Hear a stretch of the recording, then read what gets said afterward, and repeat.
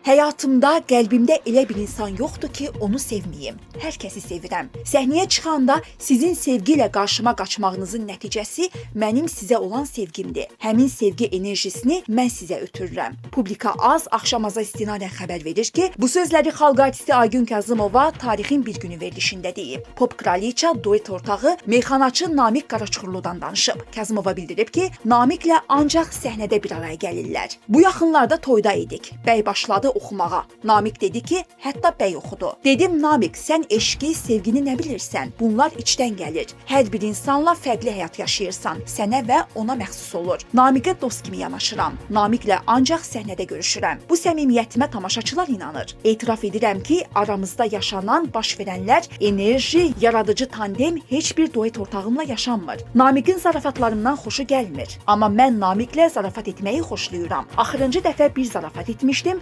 Namiqin xoşu gəlməmişdi. Nə edim, Namiq? Mən beləyəm.